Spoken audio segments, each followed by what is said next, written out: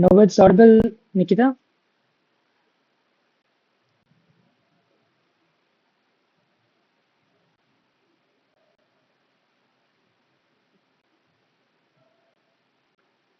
We will start the session in 2 minutes.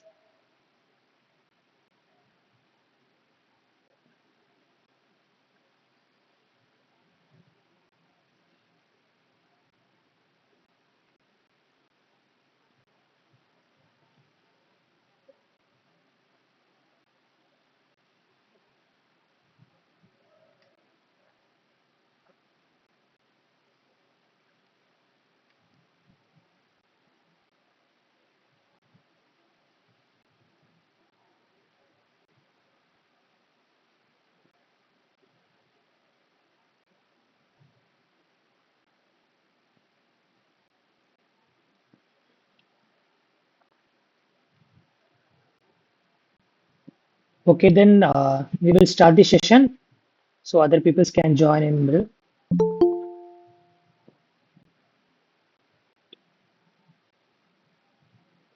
Now we will start the session.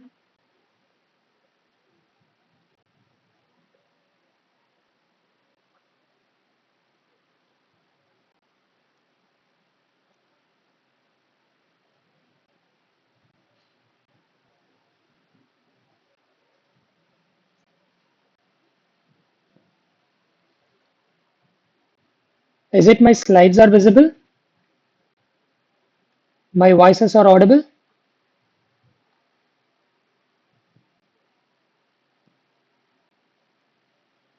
You can unmute the mic and you can respond or you can put message in the chat box. Yes, sir, you are audible. Okay, my slides are visible? Yes, sir. Okay, so then we will start the session. So good evening to one and all. Myself Ajit Kumar, a PhD research scholar from IIT Guwahati. Today we will be seeing week 4 live interactive session for the course Environmental Biotechnology, course ID NOC 25BT 83. I hope you all gone through the week 4 lectures of the course Environmental Biotechnology. So this session will be completely of a recap of what are all the important concepts that have been gone through in week 4, and also we will see MCQs, sample MCQs regarding the week 3 and week 4. So we will move on to the today's session. So before moving on to today's session, I will introduce myself. Myself Ajit Kumar, a JDP research scholar, which is a research collaboration between IIT Guwahati and IIT BHU. I work in the laboratory of biochemical and environmental engineering, where my lab focuses on wastewater treatment in various industries and addresses most critical problems. And moving on to my research field inclines to the application of enzymes in the wastewater treatment, particularly textile wastewater treatment. So moving on to my qualification, I have done BTech Biotechnology from Sastra University, Tanjavur, and I have done MTech from Industrial Biotechnology from NIT K Surathkal, Karnataka. And my work experience, I have worked in many pharma companies like Biocon Limited and Enzene Bioscience. So this is all about my personal introduction. And now we will move on to the recap of the week 4 session. I hope you all gone through the week 4 lectures, and I hope you have completed your assignments, and we will move on to the lectures. Like as previously we have seen in the week 3, we have seen how environmental biotechnology serves to the human society, and we have seen numerous examples where we have seen one example which is superbugs, and we have seen activated sludge concept, and anaerobic digestion of sludge, and then we have moved on to how to manage this microbial community we have seen, and we have seen the 5 most important principles with their examples. So these are all the content that we have covered in the week 3. And now week 4, we will start with general aspect of environmental biotechnology. So if we see environmental biotechnology, these are all the 4 important concepts or aspects that needs to be studied. First is classification and identification of microorganism. Then physical, chemical, biological interaction between microorganism and the macroorganism. And third one, physical and chemical interaction of microorganism and environment. And last one, biochemical, physiological and cellular adaptation and regulation in microbial system. So these are all the important aspects concerning the environmental biotechnology. And if we see first the classification and identification of microorganism, this is foremost important because before analyzing any microbial community, we have to identify them and classify them into particular group so that we can know more about these species. And how do we identify them? There are numerous techniques that are available. One is microscopy techniques where we can visually see the morphology of the cells, and we can do DNA sequencing in order to know what is the microorganism name, and we can do various biochemical tests in order to put a name tag to the microbes. So this is why it is more important to identify the microorganism and to classify them in the appropriate groups. And second point is physical, chemical, biological interaction between microorganism and the macroorganism. So here we understand the relationship between the microorganism and macroorganism and how do they interact at various level. It can be physical, chemical, or biological level. For example, the microbes that lives inside the cow, which helps to digest the grass, right? So there has been an interaction between the cow and the microorganism that are present in their gut, which helps to digest the grass, right? So how do they interact? How these microorganisms that are present in the macro, which is cow, how do they interact biologically as well as physically and chemically? This is another key aspect that we have to concern regarding the environmental biotechnology. A similar example can also be seen where our human in our gut there is a lot of microbiota, right, which helps in maintaining good digestive system. So this is also a classical example where importance of microorganism interaction with the macroorganism. And the third point, physical and chemical interaction of microorganism and the environment. So this is mainly concerned with how do they interact with the how do they interact with the environment. As we all know, environment consists of anyone like environment means it consists of two factors, right? Biotic and abiotic factors. I hope you have all gone through in week 1 and week 2 lectures. I hope. Anyone know what do you mean by biotic factors? You can unmute the mic and you can answer this question, or you can put your answers in the chat box. So biotic means we deal with the living things, and abiotic like air, Okay, okay. etc. Yes, yes, it's correct, Nikita. Abiotic means anything that is non-living thing. It can be any factors like it can be pH, temperature, air, anything. So environment comprises of both biotic and abiotic factors. Here, what do we study? How do they interact? How do these microorganisms interact with this environment? This is also one of the important concerns regarding the environmental biotechnology. So these are all the important aspects that we have to see, and it is covered in the environmental biotechnology. For example, I hope you all know the term bioremediation. Bioremediation means treating the environment with the help of the microorganism. So here, especially the ex situ environment, these concepts will be dealt in future in detail, but you can understand the basic terms like ex situ bioremediation, where what happens is in the environment, or you can take any environment, like if you are dealing with some textile wastewater,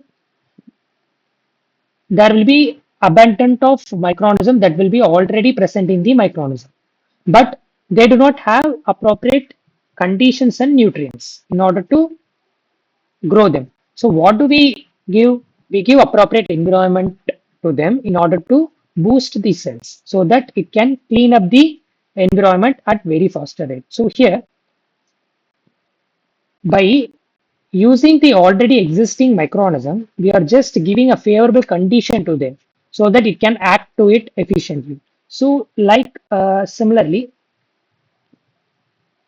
we could see in situ remediation and bioremediation, there are a lot of classification that we will see in detail in the upcoming weeks. So this is how the microorganism interact with the environment and achieve and faces the environmental issues.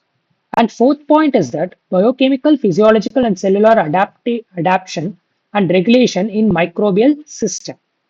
This is uh, This is very important because some bacteria or any microorganism can adapt to adverse conditions like high temperature. So anyone can tell the microorganism that can grow and sustain in the high temperature. What do we call them? These microorganisms are called the microorganism which can,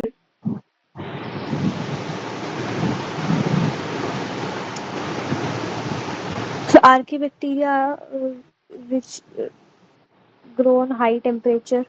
yes. What do we call the term? The microorganism that can sustain in high temperature. What do we call them? Under what classification?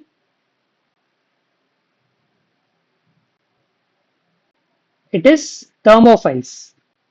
Yes, correct examples you have given, Nikita. But the classes of bacteria or any microorganism that can sustain in any type of temperature, like it can be if it is if it is sustained in the low temperature, we call it as sacrophiles.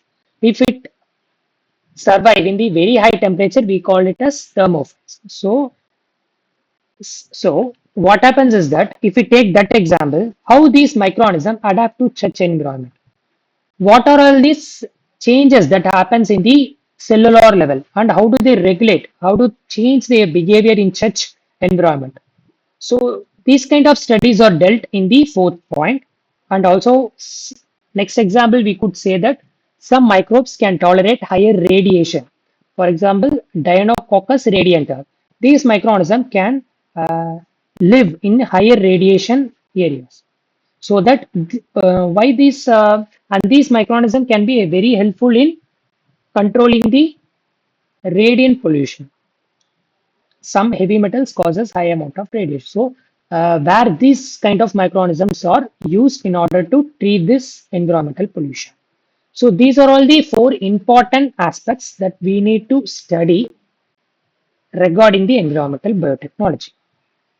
And if we see the group of microorganisms, these are all some of the basics groups that we could see, right from bacteria and archaea, which are all called prokaryotes, whereas rest are all eukaryotes, like microscopic fungi, algae, protozoa, virus, metazoa, and cyst of helminthes. So these are the group of microorganisms classified based on prokaryotes, followed by these are all eukaryotes. So if we see in deep, we could classify these microorganisms based on three aspects. First is based on energy. Next is based on electron source. And third is based on carbon source. And if we see in the energy aspect, these organisms are classified as phototrophs and chemotrophs. As the name suggests, these phototrophs are nothing but they can utilize light as the energy source. If it is used light as an energy source, it comes under phototrophs. And these bacteria gain energy from the light source. Whereas in chemotrophs, how do they gain the energy? By oxidizing the chemical compounds. Since they cannot carry out photosynthesis, they are using some other compounds in order to get energy, that is chemical compounds. And the second most important classification is that based on electron, lithotrophs and organotrophs. Where lithotrophs are organisms that uses inorganic compounds as an electron source, whereas organotrophs they uses organic compound as an electron donor. And what do you mean electron donor? Nothing but it donates the electron. Okay, it donates the electron in order to produce some kind of energy. And the third type is carbon source. According to the carbon, there are two type of classification, which is autotrophs and heterotrophs. Autotrophs, as the name suggests, it converts inorganic compounds like CO2 into organic compounds, whereas heterotrophs they depend other organism for their nutrients, that is more complex organic compounds. So these are all the main important classification of microorganism that we have seen. First is based on energy, phototroph and chemotroph. If it uses light as an energy source, it comes under photo, as the name suggests phototrophs. And if it get energy from the chemical compounds, then it is an chemotrophs. On the basis of electron, again it has been classified lithotrophs and organotrophs. And third, based on the carbon source, these microorganisms are classified as autotrophs and heterotrophs. So these are all the basic classification, and we will see the upcoming classification where here we could in detail we could see that all microorganisms based on their energy source. First, as we have seen, uh, based on light, it has been categorized under phototrophs.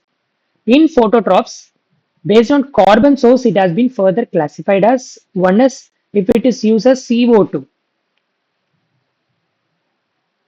that is inorganic compound, then it is called photoautotrophs. That is, it has two terms, that is phototrophs plus autotrophs. That is, it uses light as an energy source and also carbon dioxide as a carbon source. That is why it is called photoautotrophs. And then, if it is used as water in order to reduce the CO2, as we know, here the carbon source is carbon dioxide, and if it is used as water in order to reduce them, we call it as oxygenic photosynthesis, where plants, algae, cyanobacteria, these are all comes under this category. Whereas if it is not using water to reduce the CO2, then it is called anoxygenic photosynthetic bacteria, where examples like green and purple bacteria comes under this category. These are all classified based on the carbon source. If we see under the organic compounds, then it classified as photoheterotrophs, where as we already the name suggests, it uses light as an energy source and use organic compounds as a carbon source. Examples are green non-sulfur bacteria, purple non-sulfur bacteria. So these are all group of organisms where the primary energy source is the light, and depending upon the carbon source, it has been further classified. If we see the energy source as chemical, then definitely it is a chemotrophs. And if we see based on the carbon source, if it is fixes carbon dioxide as a carbon source, we call it as chemoautotrophs. And if it is classified under, if it uses organic compounds as a carbon source, then it is called chemoheterotrophs. And again, if it uses oxygen as a final electron acceptor, then examples are fungi, all animals, protozoa, some bacteria. They uses oxygen as a final electron acceptor. If it is not using oxygen as a final electron acceptor, if it is uses organic compounds, then it undergo fermentative. For example, streptococcus, we can say, if it is uses inorganic compound as a final electron acceptor, then we can say electron transport chain. It undergoes electron transport chain. Example, Clostridium. So this is the major class of microorganism, and To know more on this, there are complex microorganisms where the based on nutritional, these are all the type of microorganism where based on three components, carbon, energy, electron source that we have already seen, and anyone can tell photolithoautotrophs. What do you mean by photolithoautotrophs? Photo means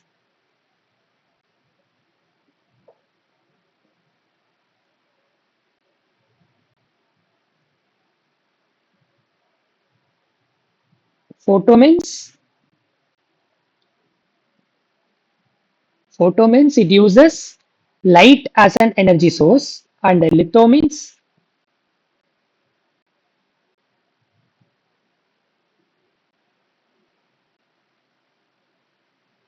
in photolithoautotrophs, it uses carbon dioxide as in carbon dioxide as a carbon source, and energy sources as it is photo, it is an light, and inorganic electron donor as the electron source. So the examples are purple and green sulfur bacteria and cyanobacteria. If you see photoorganoheterotrophs, it is a photo, so it is obviously energy is light. Organo,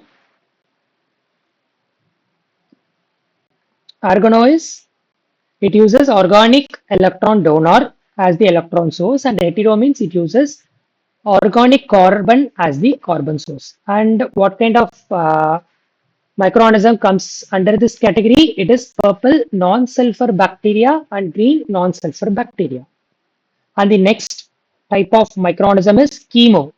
As the name suggests, chemo means it uses inorganic chemicals as the energy source. Litho refers to inorganic electron donors, and autotroph refers to carbon dioxide as the carbon source. And in this category, sulfur oxidizing bacteria, hydrogen oxidizing bacteria, and methanogens, nitrifying bacteria, iron oxidizing bacteria will be comes under this category.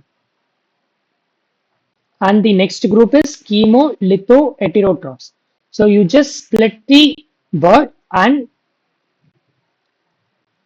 give them into the appropriate sources. Whether, as we know that chemo means it uses inorganic chemicals as the energy source, litho refers to inorganic electron donor, and hetero refers to organic carbon as the carbon source. So sulfur oxidizing bacteria, example Bewitschia, comes under this category. And last class of category, which is chemo organoheterotroph, that is organic chemicals, often same as the carbon source. So here chemo organo refers to organic chemicals as the energy source, organic electron donor, and also organic carbon as the carbon source. So in this class, all three uses organic compound. Most of the non-photosynthetic microbes, including most pathogens, fungi, and many protists and archaea, comes under this category. So this is the basis of prokaryotic classification, where mainly based on carbon source, energy source, and electron source, these microorganisms has been classified. And we have seen the appropriate examples. So till here, any doubt?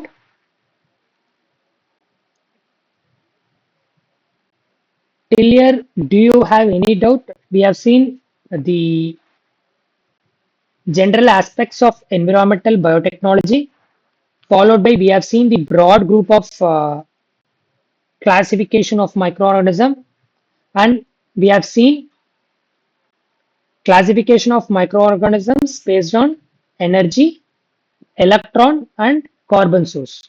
So these are all the classification and content that we have gone through so far.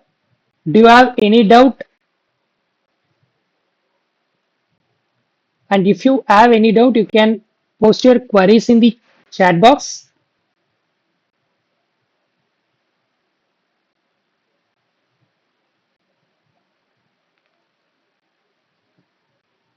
Thank you, Ashwini. So then we will move on to the next topic, which is oxygen. So, as we have already seen in the earlier lectures, that generation of biologically available energy in a conducted cell is due to oxidation reduction reaction. That is, in order to obtain energy, we have seen redox reaction takes place. That is, both oxidation and reduction reaction takes place. And and what is oxidation? Anyone? Oxidation means oxidation refers to it is a loss of electron or gain of electron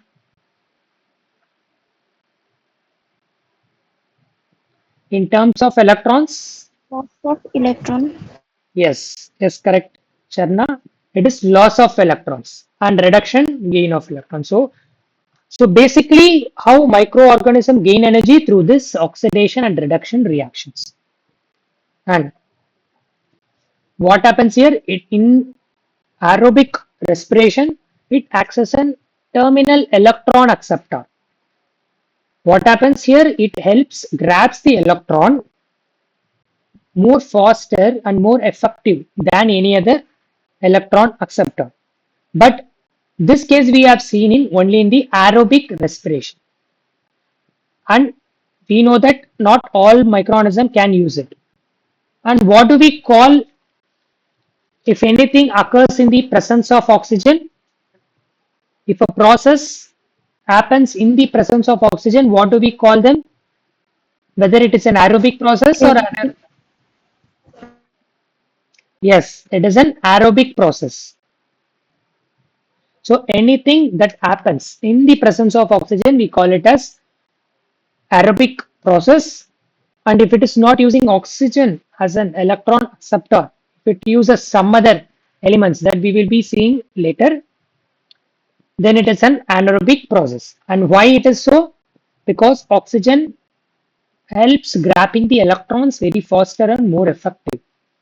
And here, one example we can see that this is C6H12O6. What is this C6H12O6? Anyone can tell the name with the molecular formula C6H12O6, which is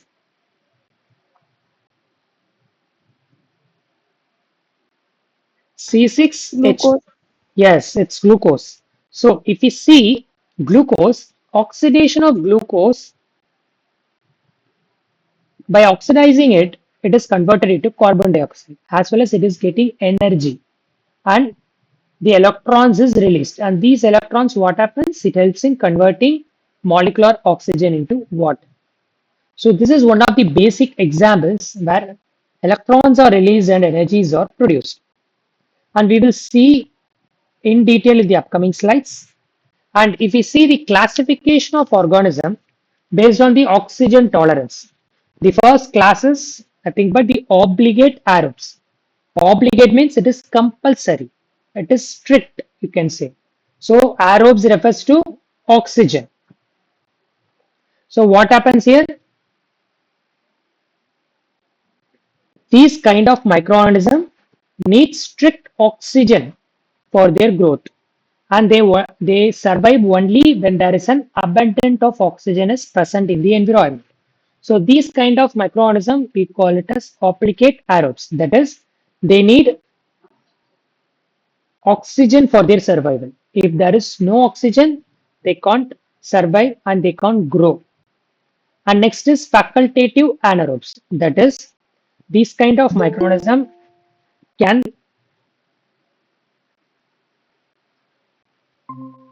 these kind of microorganism can survive in the presence or in the absence of oxygen. They can grow without oxygen also, but if some amount of oxygen is present in the environment, then also it can grow and survive in that environment. So that is why it is called as facultative anaerobes. That is, it can survive in the presence or absence of oxygen. And the third class of organism, which is microaerophiles, where the name suggests micro. Micro means small. So they need small amount of oxygen for their survival. That is, these microorganisms requires oxygen, but only in the lower concentration.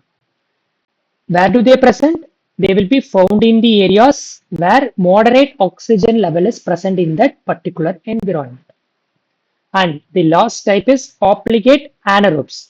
This is completely opposite to that obligate aerobes. That is, they strictly need an absence of oxygen environment. That is, these microorganisms are harmed by oxygen. That is, they get harmed in the presence of oxygen and they can only survive in the absence of oxygen.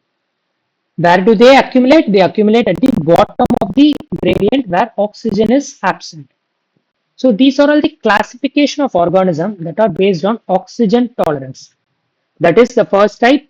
It needs compulsory oxygen in order to survive for their growth, which comes under obligate aerobes. The second type, it can survive both in the presence or absence of oxygen. We call it as facultative anaerobes. And the third type, it needs some amount of oxygen for their survival. So they occur in moderate oxygen level condition. We call it as microaerophils. And last is they do not need any kind of oxygen. They are strictly anaerobes, that is obligate anaerobes. So this is the classification of organism based on oxygen tolerance. Then, as we have understood the definition of this various oxygen tolerance condition, our next question will be how do we identify these microorganisms and classify them? As we have seen in the first slide, the general aspect of environmental biotechnology, the first is classifying and identifying them, right? So, in order to classify them according to the oxygen tolerance, this is one of the experiment which is thioglycolate test that will be performed in order to determine whether a particular microorganism can tolerate to the oxygen or not. And how do they perform it? They use thioglycolate medium, and in thioglycolate medium we will add low percentage of agar to allow mobility of bacteria to move through the media. And this thioglycolate contains lot of carbon and amino acids. That is, it contains cysteine, NaCl, glucose, yeast extract, sodium thioglycolate. And the more important component is the thioglycolate, which has strong reducing power. And after autoclaving it, it flushes out most of the oxygen that are present in the media. So what does it done? It acts as a reducing agent and it creates oxygen gradient throughout the media. So it creates oxygen gradient throughout the media, which reduces the oxygen level in the broth. Then, after preparing the thioglycolate, we will incubate the culture in the tube that needs to be tested, and we will be incubate at the appropriate temperature. If it is a bacteria, we will incubate around 37 degrees Celsius, and after particular duration of time, what happens in the presence of oxygen that is in the environment, some oxygen will be diffusing through the thioglycolate, where we could see that oxygen rich region will be present at the top of the tube, whereas if we see the bottom of the tube, there will be no oxygen will be present. So we could see an oxygen gradient will be formed in the thioglycolate media. And over time, what happens? The bacteria or whatever the microorganism you are testing will be growing. What happens if it grows? It increases the density and it grows according to the oxygen tolerance. And we will see,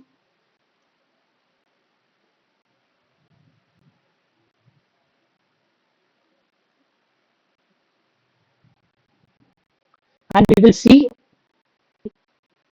each situation, and we already know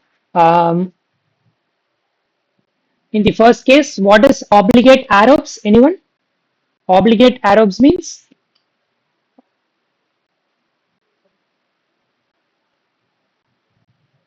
What do you mean by obligate aerobes? Just now we have discussed obligate aerobes. Aerobes refers to oxygen. Obligate means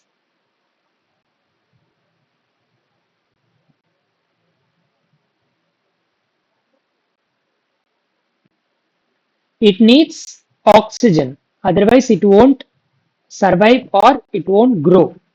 Right. So, if we see this test tube, the microorganism, these are all microorganism, and we could see the growth is at the top of the test tube, which refers to, and we could say what is the purpose of its space. In its space we could see lot of oxygen present. So these microorganism, if it is grows at the top of the tube, then it is called obligate aerobe because these microorganisms thrive in the rich oxygen condition.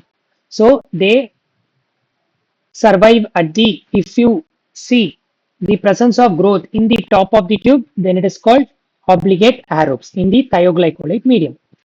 In the case 2, which is obligate anaerobes, as we have already seen, there is an oxygen gradient prevail in the thioglycolate media where there is no oxygen in the bottom of the test tube. So the microorganism favors, these kind of microorganism favors the absence of oxygen.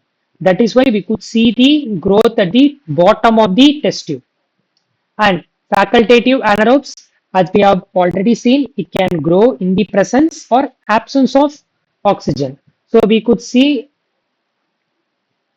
growth in almost all the regions of the test tube.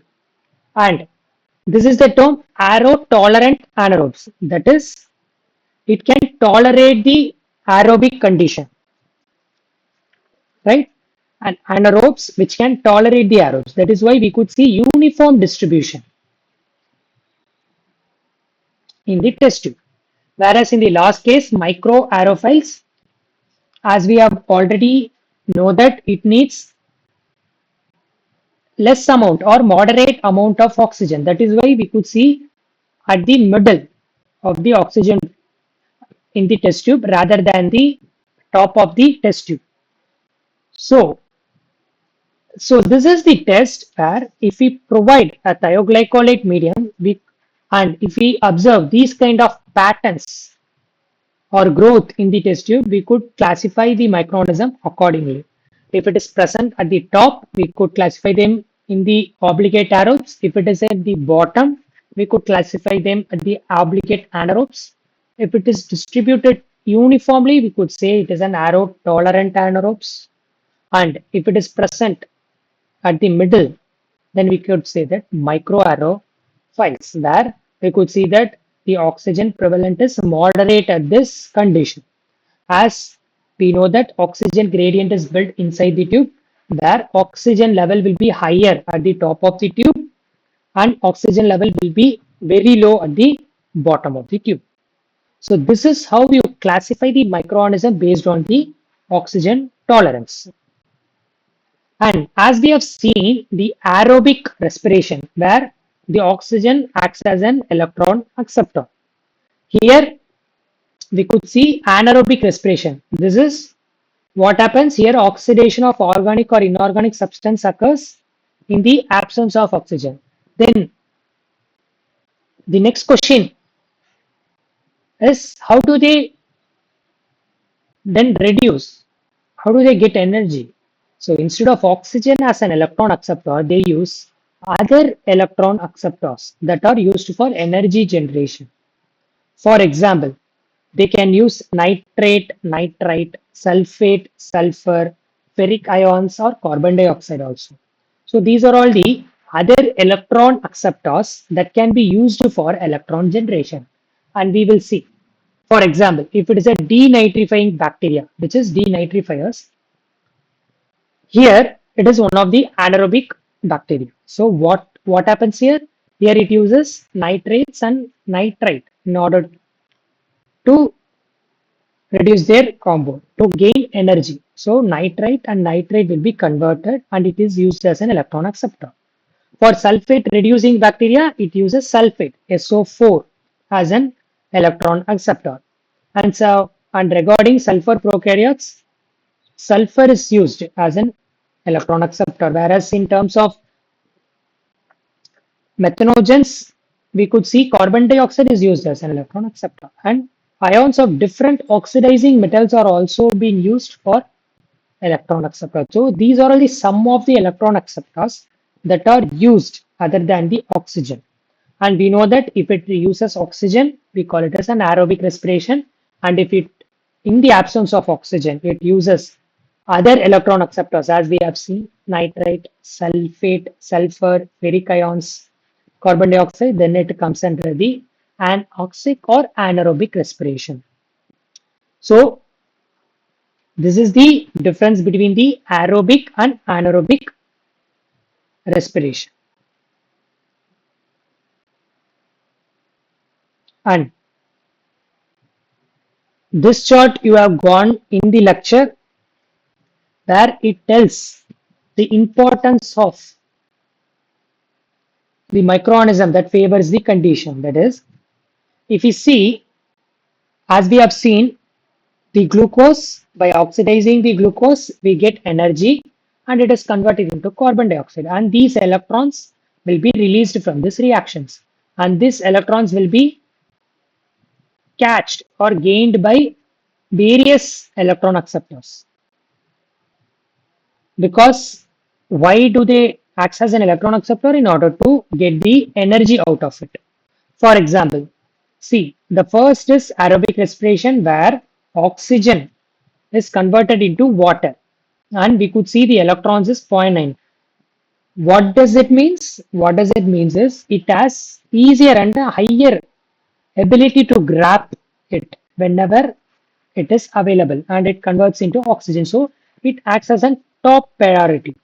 If an atmosphere contains oxygen, more of oxygen, it favors the oxygen as the first electron acceptor and tries to convert to water.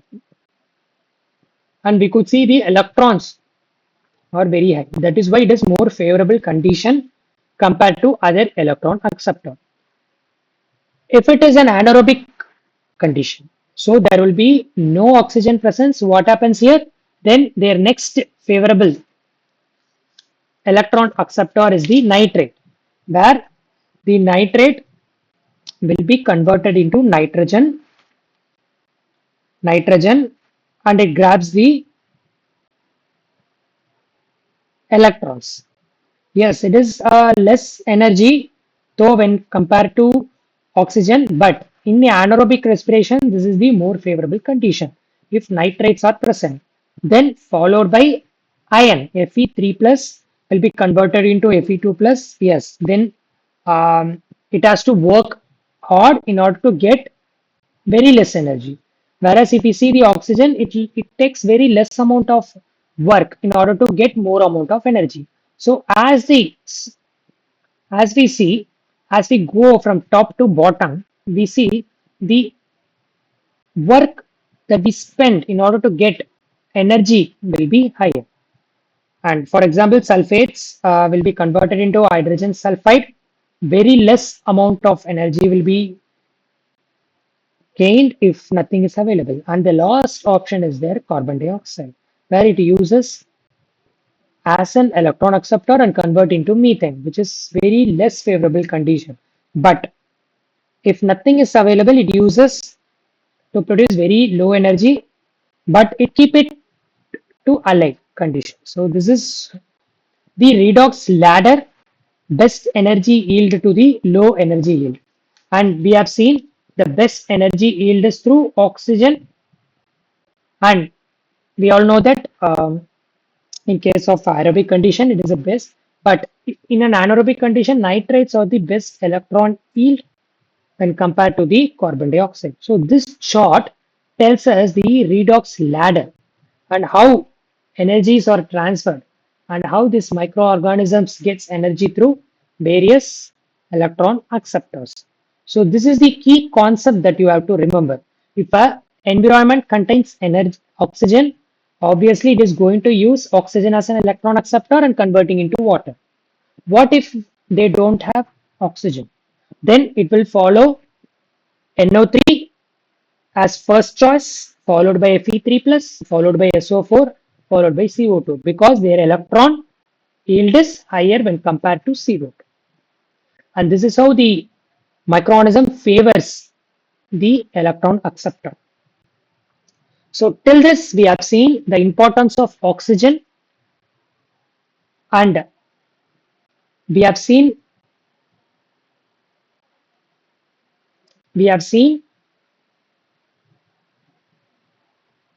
importance of oxygen, followed by how do we classify the microorganism based on oxygen tolerance, followed by experiment in order to validate how to find the oxygen tolerance, and we have seen the importance of redox potential, right? So till here any doubts regarding the oxygen concept? So this is the second most important concept that has been covered in the week 4 lecture.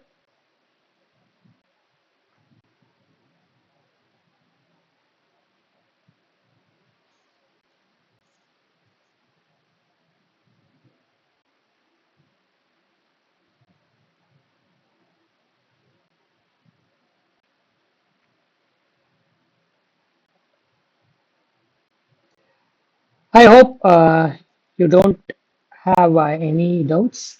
So if you have any doubts, you can post the queries in the chat box, or you can unmute the mic and you can ask your doubts directly. So then we will move on to the next concept, which is as we have seen the prokaryotes and their classification, now we will see the fungi. Fungi are nothing but it is an eukaryotic organism, and they are mostly multicellular organisms, and they take organic substrates and absorb the nutrients through cell surface, and their size is between 5 to 20 micrometer, which is larger than the bacteria. And these cells often combined in the branched filaments called hyphae. This root-like structures that they spread, they are called hyphae, and we call this whole web as mycelium. And why this fungi is more important in environmental biotechnology? Because they are important degrader of polymers.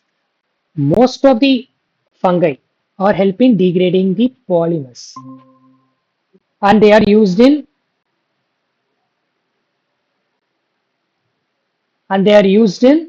composting and biodegradation of toxic organic substance. And also it has been widely used in the environmental engineering approach in biocomposting, soil remediation, and biodegradation of xenobiotics. Xenobiotics, anyone know the definition of xenobiotics? Anyone? Xenobiotics?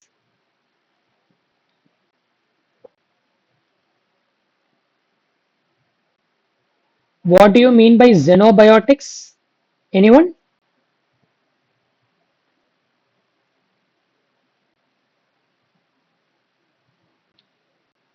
Xenobiotics is nothing but it is a man-made pollutant which are recalcitrant and persistent in the environment.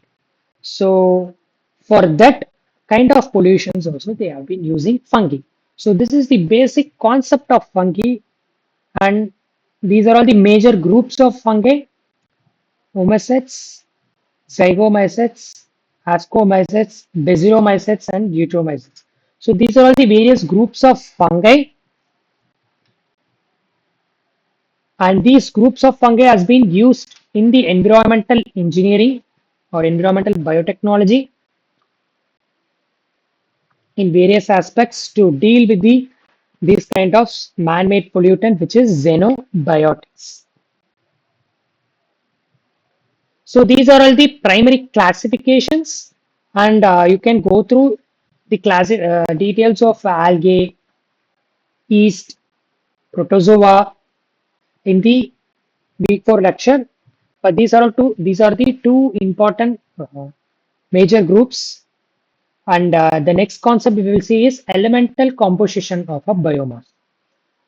And we already know the elemental composition of the biomass is given by the formula, and it is primarily comprised of carbon, hydrogen, oxygen, and nitrogen in the ratio of CH 1.8, O zero point 0.5 and zero point 0.2.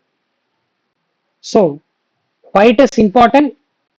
Because these biomass can be used for various purposes in the environmental biotechnology. And if you see the 50 percentage of the average content in the biomass is their carbon source. That is, if you see the average chemical recipe of a microbial biomass, we could see 50 percentage will be of carbon source. For example, if you take 1 kg of microbial biomass, there will be zero point 0.5 kg, which is 500 grams of carbon source alone, it will be present. And other 50% will be comprised of hydrogen, oxygen, and nitrogen. So the importance of carbon is emphasized in the microbial biomass. And how do we calculate these? How do we come up with these numbers? We have a specialized instrument for that, which is COHN analyzer, which is carbon, oxygen, hydrogen, nitrogen analyzer. And this machine will gives us the value of how much percentage of carbon is present in a given biomass, how much percentage of hydrogen, oxygen, and nitrogen content that is present in any given biomass. So this is one of the instrument that is used and designed for biotechnological process to evaluate the percentage of individual elements. And here the important takeaway note is that 50 percentage is consists of only carbon source, and the rest 50 will be comprised of hydrogen, nitrogen, and oxygen. And we will take one example, which is aerobic growth of biomass. That is, it will be grown in the presence of oxygen. And we have already seen the molecular formula for biomass, which is CH1.8, O.5, and N.2. And what happens if we use this biomass to degrade the carbohydrate? We will see. In the first equation, we could see this CH2 is represented by carbohydrate. So this is carbohydrate. When carbohydrate combines with the oxygen, what happens? It oxidizes the oxygen because it acts as an electron acceptor which converts into water. And this carbohydrate will be converted into carbon dioxide. So what happens here? The oxidation of carbohydrate is taking place in order to gain the energy or to generate energy. Why do they generate the energy? For their own growth. So in first equation, we have seen how the carbohydrate is converting the into carbon dioxide with the help of the oxygen, where the energy is obtained through growth. And in second equation, in the presence of oxygen, how do they produce the reducing equivalent, which is 2H plus for their biomass synthesis. And in third equation, when carbohydrate combined with an ammonia along with the reducing equivalent, how new cells are produced along with the oxygen. So in three conditions, if you take any nutrient, what microorganism will try to do is, one, it will try to oxidize the carbohydrate first to store the energy, first to generate the energy for their growth. Once it has enough energy, it will store the energy in the form of reducing equivalent for their biomass synthesis. And third, they will produce new cells. So these are all the three important activity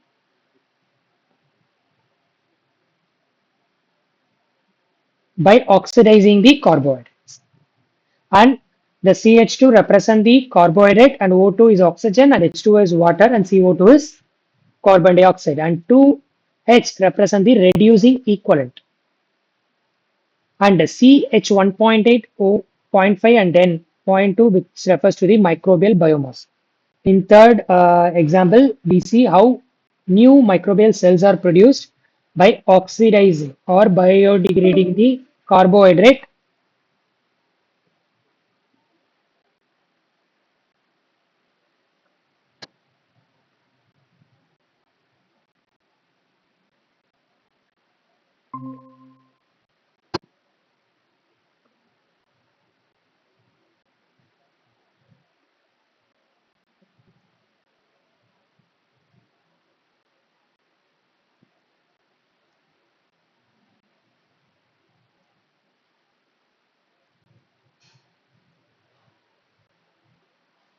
Am I audible? My slides are visible? Yes, sir. Okay, okay.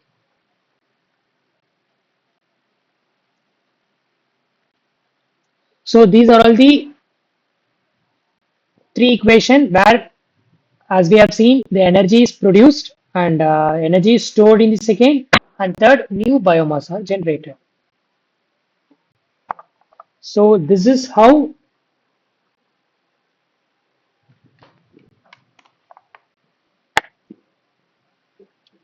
biodegradation of carbohydrate is taking place at the various level along with the new cells. So, and the last concept and last session before moving on to the MCQ is we will know about culture media. And I know you all know the basics of culture media. So these are all the basics, and we already know nutrient agar and nutrient broth. They are being widely used for cultivation and maintenance of less fastidious bacteria.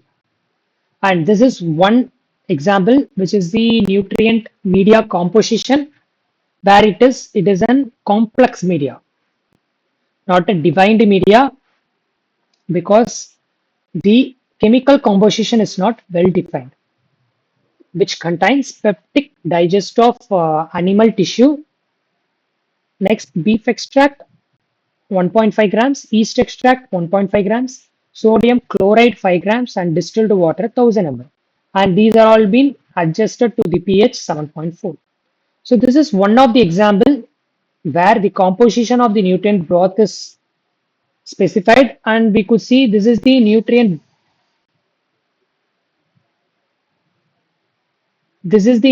broth, which is in the liquid state, and we all know this is the nutrient agar, which is in semi solid state. And we will know the difference between agar and media. Agar is nothing but a solid medium. How do we make this solid medium? By adding the agar. Agar is nothing but it is obtained from the seaweeds. It contains long chain polysaccharides. Sometimes inorganic salts and protein like substance will be present. And how do we prepare them? It will melt at 98 degrees Celsius and sets at 42 degrees Celsius.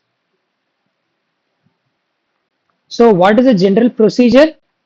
First, we will prepare the media and we will add an extra agar to it in order to make them solid, in order to prepare the nutrient agar. And what is media? It is a liquid media, which contains important components like nutrients. Sometimes it may contain small amount of agar, as we have seen in the thioglycolate test. pH indicators will be present, proteins and carbohydrates. And these nutrients, why it is required? It is required to grow the microorganism that are outside to their habitat. And then, what is the difference between media and culture? Culture is nothing but we have to propagate, or we have to uh, increase the density or reproduce or replicate them. The process of replication or propagation of this microorganism using appropriate media. This is like food. This is like propagation of microorganism, and this we call it as culture. And these media are used to grow the bacteria, and these media, it can be used in the various aspects. First is to enrich the number of media, that is to amplify the number of bacterial density.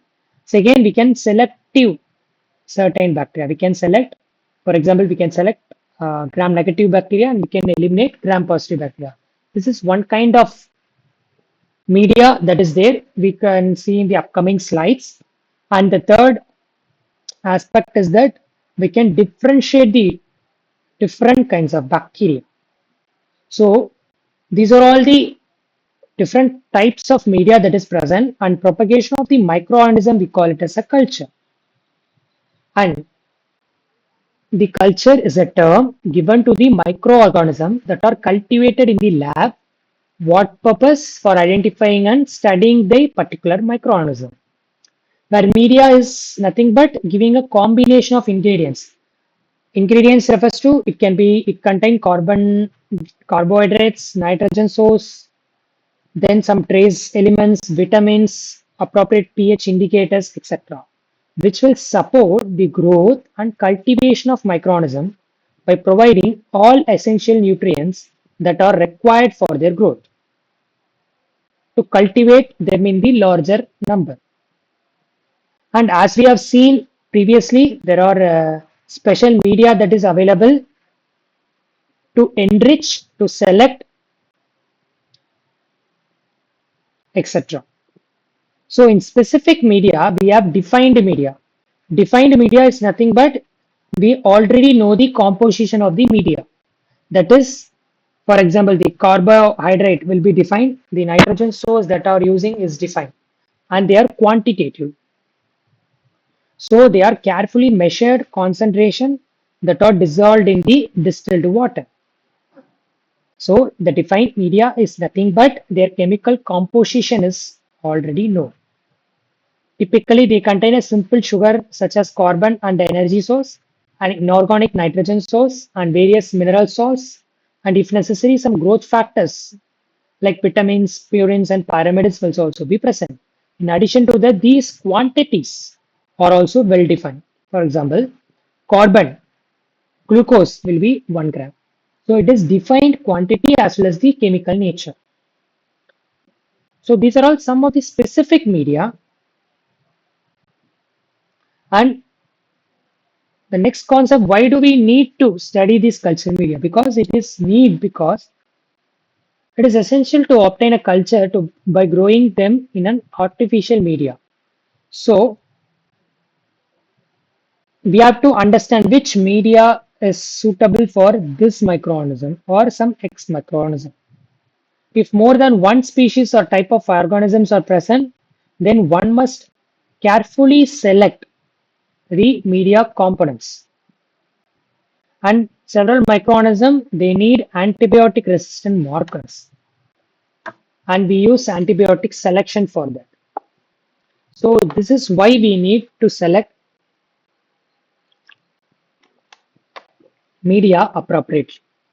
And if we see the basic requirement of the culture media, first is nutrients. And nutrients should contain energy source, carbon source, nitrogen source, mineral salts like sulfate, phosphate, chlorides, and carbonates. And they should have a suitable pH. It need not to be in the neutral pH. Depending upon the organism and the condition, the pH can vary too. And they need accessories growth factors. For example, for Salmonella typhi, we need tryptophan as the growth factor in order to enrich the Salmonella species. And you need X and 5 factors for influenza. So these are all some accessory growth factors that are needed to boost the growth of specific microorganism. But in basic, you need a carbon source, nitrogen source, mineral salts. If required, you need growth factors and in an appropriate pH condition. So this is the importance of the media, and we have seen what is nutrient agar and media, and we have seen the culture and the difference between the media. Now we will see the type of media.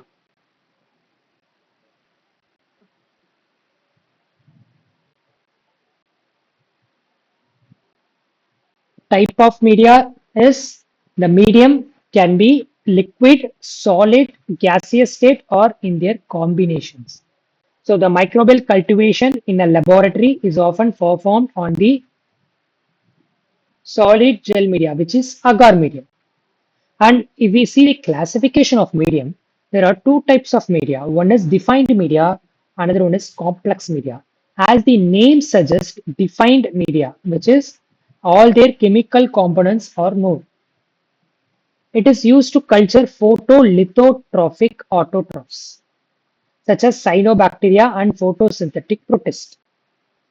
And this is widely used in the research as it is often desirable to know what experimental microorganism is metabolism. So the basic we need to understand is that the defined media where the chemical composition, both quantitative and what are all the chemicals or nutrients they have added are all known. Whereas in complex media, their ingredients are unknown. Unknown chemical compositions will be present. For example, as we have seen before, the peptine, and the yeast extract, these are all complex media because their exact compositions are not known. The exact compositions are not known. And it is also very useful as complex media may be sufficient rich to meet the nutrient requirement of many different microorganisms. And they are often needed because the nutritional requirement for a particular microorganism are unknown. For example, if you are working on an environment microorganism that are new and there is no proper literature on it, then we can start with a complex media because we cannot construct a defined media as we do not have proper literature on this microorganism.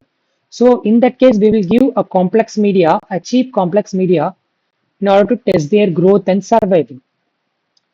So in that case, we can go blindly for a complex media.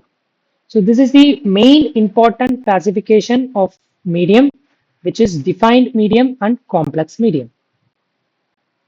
And based on the carbon source, there are two types of classification. One is prototrophic microorganism and auxotrophic microorganism. In prototrophic microorganism, what happens here is it uses one source of carbon and energy to synthesize all organic component of cells. For example, in prototrophs, if you see the in minimal media, if you added arginine and lysine, it will grow in all the cells because it doesn't need specific booster. It uses all kind of carbon and you synthesis the energy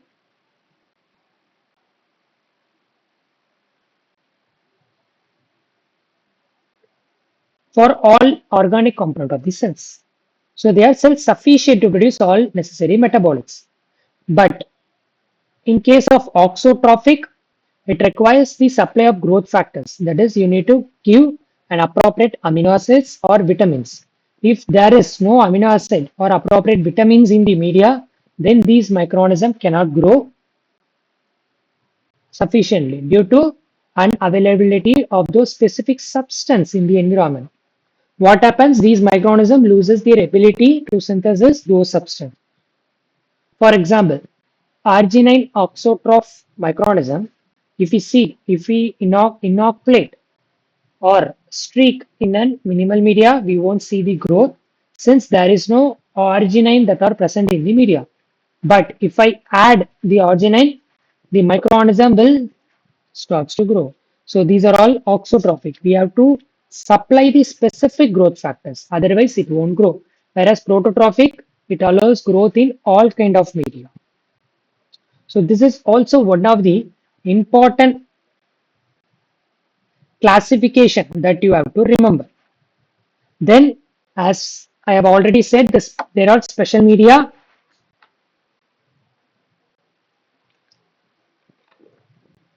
that are needed for the microorganism. First is enriched media. It is created when a basic media is supplemented with nutrients. So here what happens? We will add some extra nutrient to the already existing media composition. For example, in blood agar media, this is used to for the growth of bacteria like streptococcus, which requires blood for its proliferation. So here what happens here is, in addition to the basic media, we will add an additional compounds like blood or serum in order to proliferate. Proliferate is nothing but division, cell division, reproduction of this bacteria. So if we add this special blood into the media, it will particularly proliferate these streptococcus bacteria. So the word enriched media tells us we will add something extra in order to enrich the growth of microorganism. And the second media is the selective media. As the name suggests, it prevents the growth of all other bacteria. It only promotes certain type of bacteria so that it is make easier to isolate a specific microorganism. When we have a mixed bacterial flora in an environment, these media are most often used to isolate specific bacteria from the microbial community. For example, if you have a microbial community,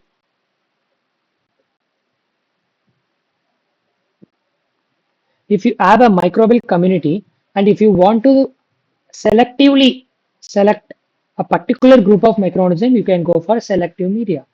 For example, bile salts has been used as a selective agent in a BSA agar, which helps in preventing the growth of other intestinal organism. It only favors the growth of Vibrio cholerae. So if you want to select Vibrio cholerae, so you can go for bile salt agar media so that it will proliferate or it favors the growth of specific group of microorganisms which is Vibrio cholerae and it prevent all other microorganisms. So this is one of the selective media which is nothing but it promotes certain group of microorganism and eliminates other microorganism. And the next classification is differential media, where it is used to describe the media that has a component help in identifying various properties of bacteria.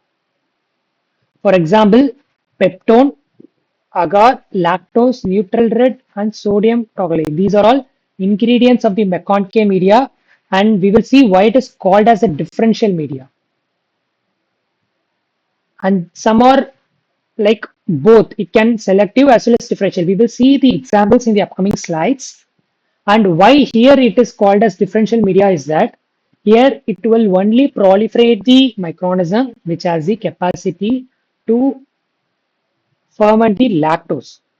The colony made by lactose fermenters they convert into pink, and non-lactose fermenters they will be pale or colorless. And the last class of media is the enrichment media, and this media contains several ingredients that stimulate or favors the growth of bacteria or suppress their competitors. What happens here? It favors one group of microorganism and suppresses the unwanted or undesired microorganism. Example, alkaline peptone water and tetrathione broth. These are all enrichment media cultures that are used for enriching the specific group of microorganisms.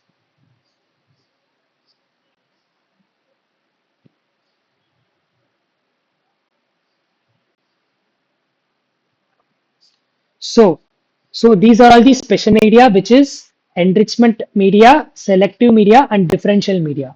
And this has to be one has to carefully select in order to identify the microorganism.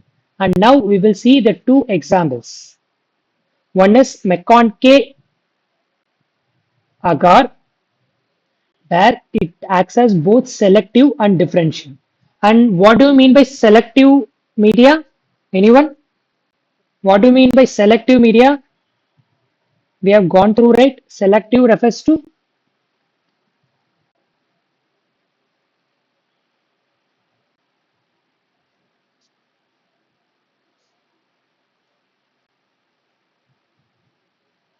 selective media refers to it helps in selecting a particular group of microorganism while suppressing the or not favoring the growth of other microorganism.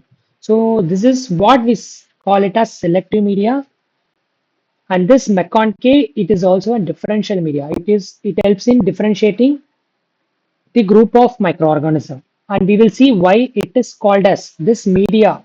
It is called as selective media and why it is called as differential. We will see. And this is one called as selective because it allows the growth of gram negative bacteria. Because as it contains bile salts and crystal violet, it allows only gram negative bacteria to grow, whereas it inhibits or stops the growth of gram positive bacteria. And this is how it is selective. It only selects the gram-negative bacteria and it stops the gram-positive bacteria. And why it is called as differential media?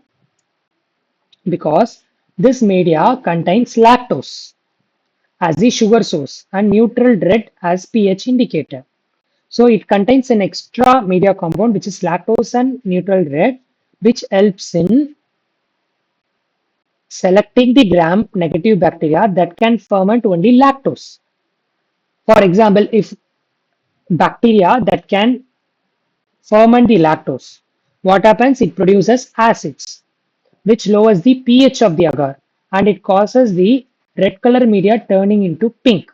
If a media changes into pink, then we can say this particular microorganism has the capacity to ferment lactose. Whereas if we see the right hand side of the plate, we could see they are all non-fermentable lactose. That is, this microorganism cannot utilize or ferment the lactose. That is why it is colorless or transparent. So this is how it is selective and differentiate.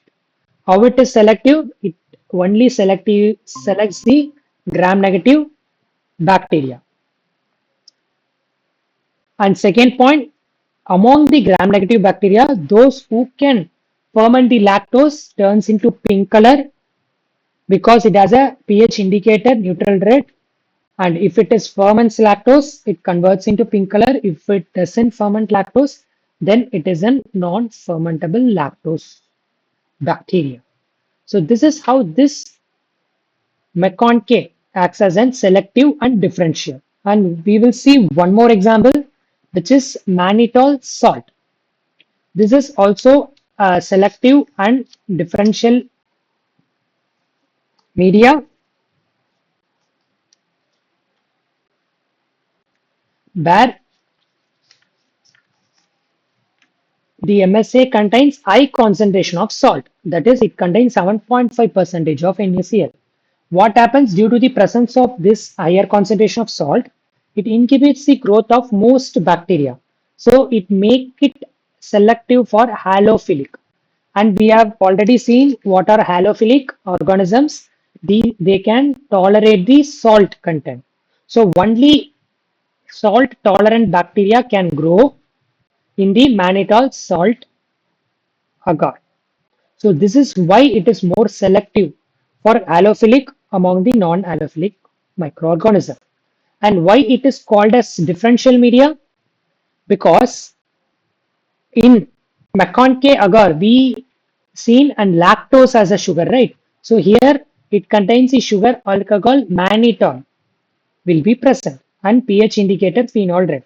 So once the bacteria which can ferment the mannitol, it also produces pH acids, which lowers the pH of the medium and turns the phenol red into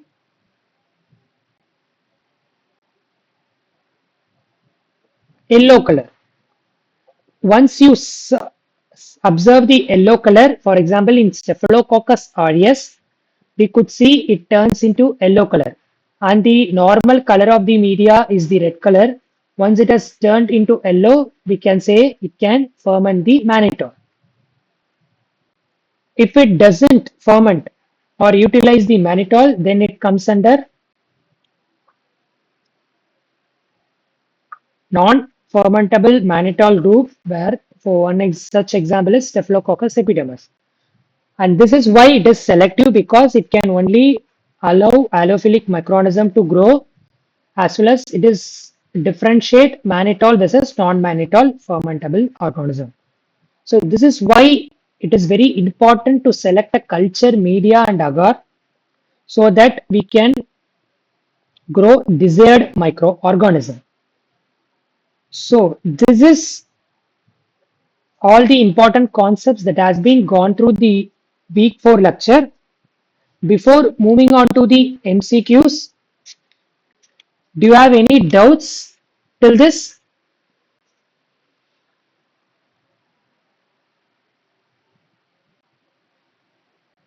Do you have any doubts regarding the lecture? If you have, You can post your queries. In this lecture, we have seen the general aspect of environmental biotechnology, and we have seen various classes of microorganism classification, and we have seen the oxygen tolerance. We have seen the oxygen tolerance, followed by the important concept of oxygen, and we have seen the thioglycolate test, and also aerobic and anaerobic respiration concept. Then we have seen the uh, why it is important and what is biomass. Then we have seen the culture media, agar and media, and specialized media components like defined media, complex media. What is the difference? We have seen prototrophic microorganism, auxotrophic microorganism, and we have seen the special medias enriched, selective, and differential, and examples regarding it. Why it is both selective and differential. We have seen McConaughey and MSA media. So these are all the concepts that we have seen. We have seen in the week 4. So any doubt till now? Can we move on to the MCQs? Sample MCQ.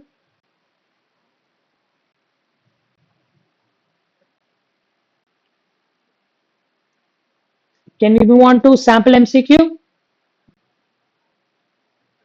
Okay. So this has to be an interactive session. So I will first read the question. You just post your answers in the chat box. Then we will see the detailed solution for the particular question. Is it okay? You just try to be interactive. You can post your answers in the chat box.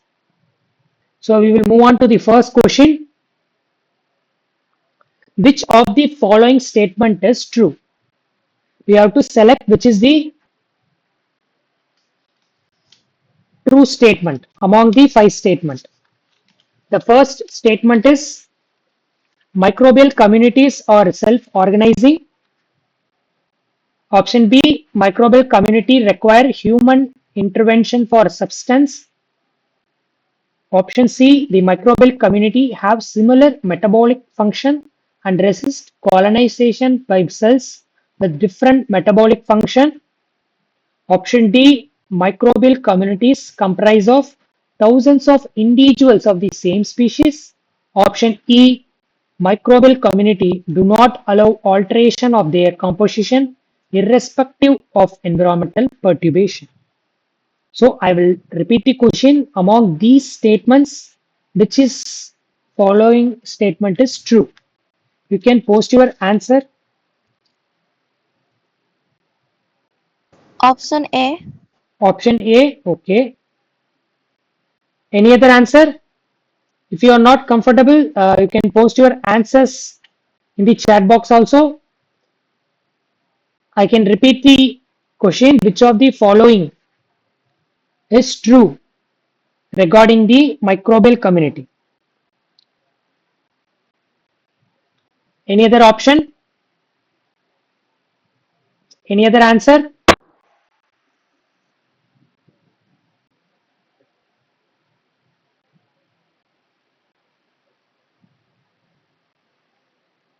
Which of the following are true? You can take time.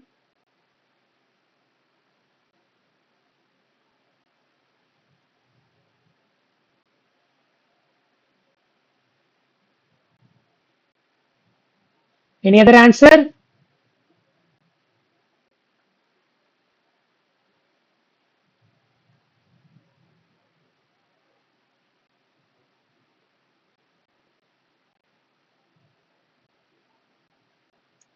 Okay, then we will see the solution. Yes, correct, Charna. It is option A. The microbial communities are self-organizing because they establish complex structure and metabolic interaction without direct external control.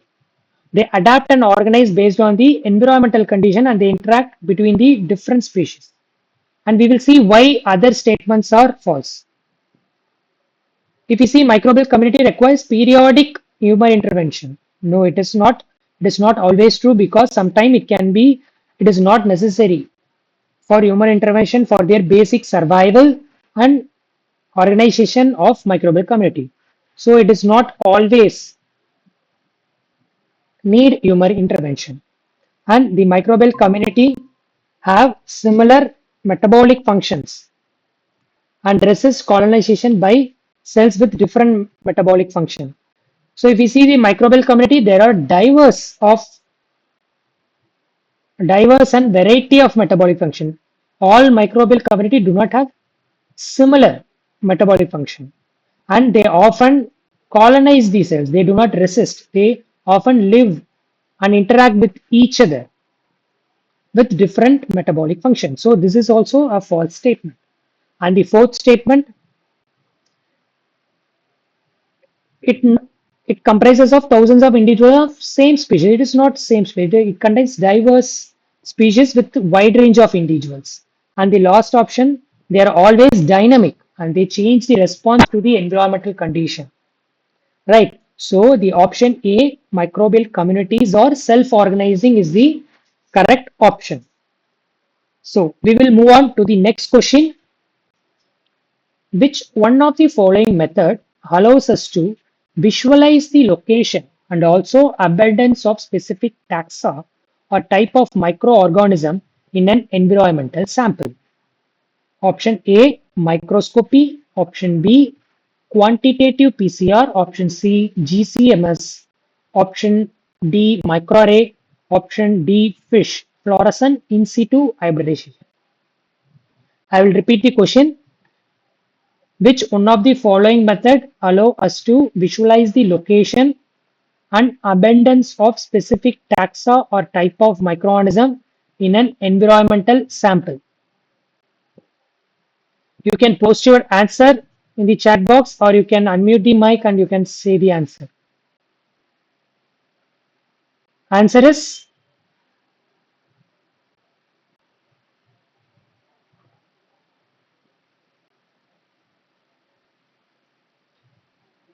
E. Okay. Any answer? Which one of the following method allows us to visualize both location and abundance of specific taxa or type of microorganism in an environmental sample? Any other answer? Ashwini said option E. Any other?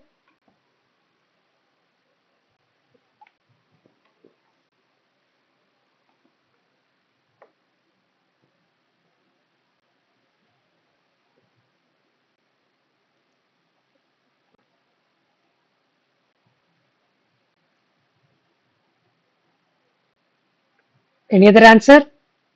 Which one of the following method allow us to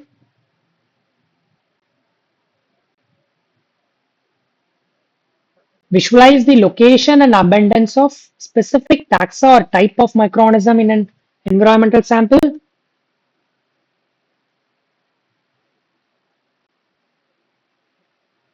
Any other answer?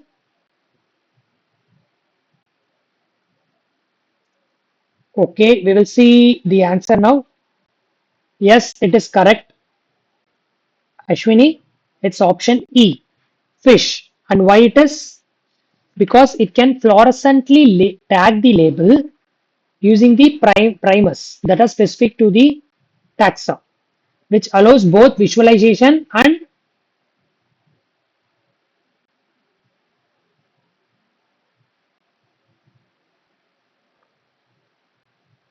finding the abundance.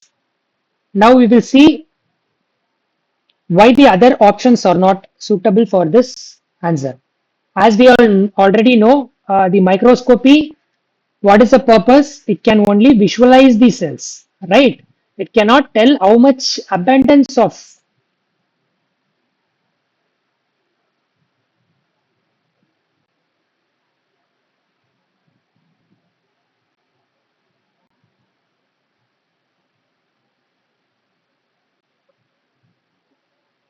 abundance of cells, right?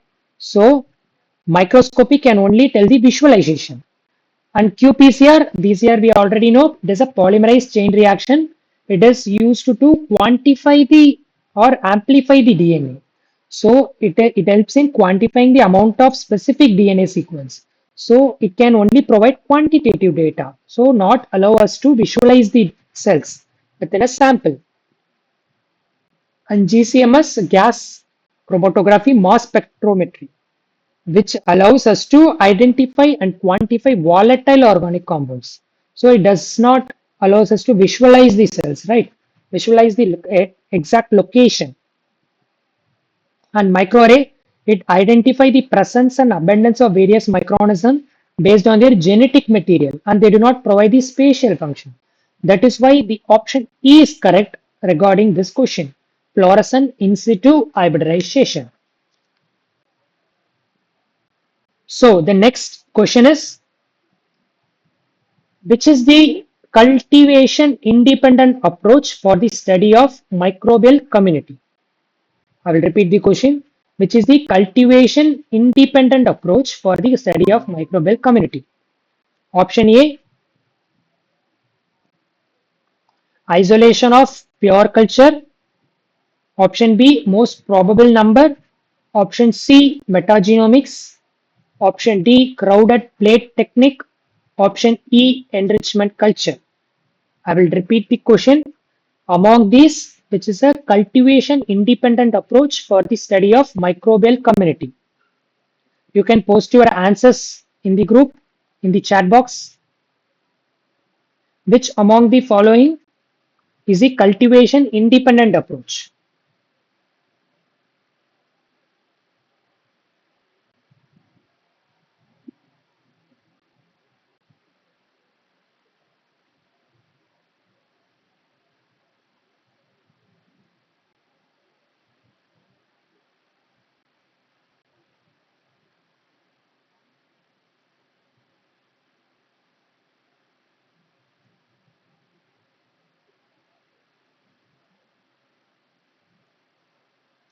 So your answer C. Okay, Ashwini. Any other answer? Answer C is metagenomics. Any other answer?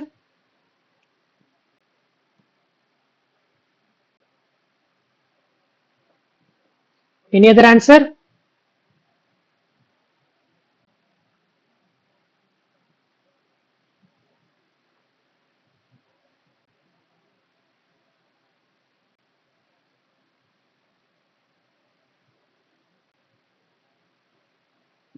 Okay, we will see the answer. Yes, it is correct. Ashwini, option C is the correct answer, metagenomics. Why it is so? Because metagenomics involves sequencing of the genome from total DNA of a specific environment. So it involves the genetic material study, either it can be an DNA or an RNA, directly from the environmental sample, so that you need not to cultivate this microorganism in the laboratory condition. So it is an cultivation independent technique.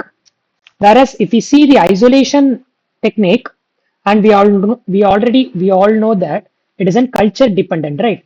So you need a culture after cultivating or culturing them, we have to separate. So it isn't culture dependent method. Here, what we do, we grow the cells. Whereas in the next most probable number, it is used to estimate the density of the microorganism in a sample based on the results that are obtained through serial deletion. So again, it need a culture. So it is also cultivation dependent approach. Metagenomics, as we have already seen, without cultivating them, we can identify we can study their DNA or RNA. And crowded plate technique, it is also one of the cultivation dependent technique where isolation of microorganism will be taken place by promoting the growth of specific microorganism. And enrichment culture technique, as we have already seen, there are specialized enrichment media that are used to provide a specific condition to favor the growth of the given microorganism. So if we see, except C, all other options are cultivation dependent approach. Whereas metagenomics is the only option that are cultivation independent. Okay, we will move on to the next question. 16S rRNA gene is sequenced to obtain phylogenetic identity of the microorganism present in an environmental sample. It is obtained by extracting gas of the DNA of the sample. I will repeat the question. 16S rRNA gene is sequenced to obtain phylogenetic identity of the organism present in an environmental sample. It is obtained by extracting gas of the sample. Option A, total DNA. Option B, total RNA. Option C, total protein. Option D, rRNA. Option E, mRNA.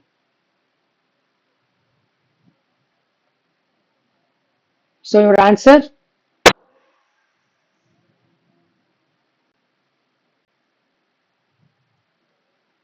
any answer? Option A. Okay, total DNA. So any other answer?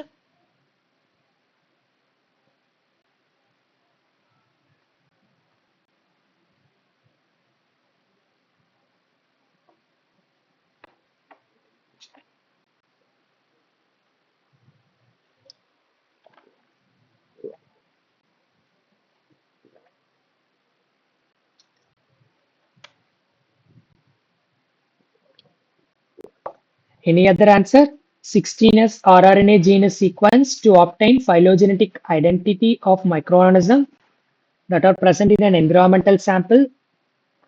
So what sample we are extracting from it? It is total DNA or total RNA or total protein or rRNA or mRNA.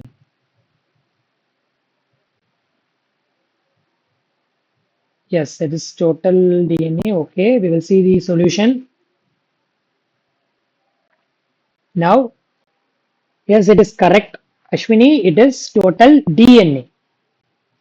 16S rRNA gene is typically obtained from total DNA. Why it is not total RNA? Because it is more easily degraded. That is why. And why not other options? As we have seen, can be easily degraded, so we are not using total RNA. And total protein, it is not a target for the sequence. Right, so it is also not a total protein. rRNA that we already know, here the gene is RNA, which is transcribed, right? So the gene is DNA. That is why it is not rRNA. And the mRNA, we already know these RNAs are involved in protein synthesis. So it is not related to 16S rRNA gene. So, so the answer is we obtain DNA sample out of it in order to study the 16S rRNA gene sequence in order to identify the microorganism. The next question, many biogeochemical reactions are carried out under anoxic condition. Which one of the following is not a suitable explanation for this trend? I will repeat the question. Many biogeochemical reactions are carried out under anoxic condition. In order to support this explanation, which one of these statements are not suitable for this trend? Option A, biogeochemical cycling involves redox reaction. The directionality of these reactions are changed by ambient oxidation reduction potential. Option B, biogeochemical cycles are armed by light exposure and only occur in apotic environment which are usually anoxic. Option C, biogeochemical cycling involves reactions catalyzed by metalloenzymes which are susceptible to oxidation which makes them non-functional. Option D, Biological reduction of elements other than oxygen tend to yield less energy. Hence, most organisms prefer to utilize the oxygen wherever it is available.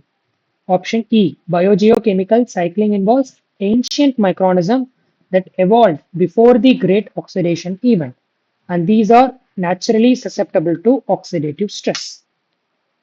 So, among these statements, which is not suitable, an explanation for the statement which is many biogeochemical reactions are carried out under anoxic condition. And your answers?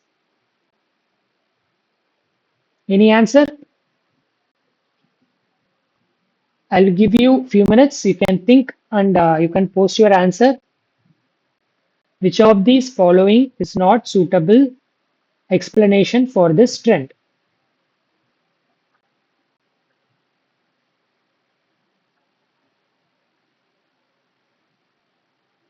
And your options are given below. Five options are there.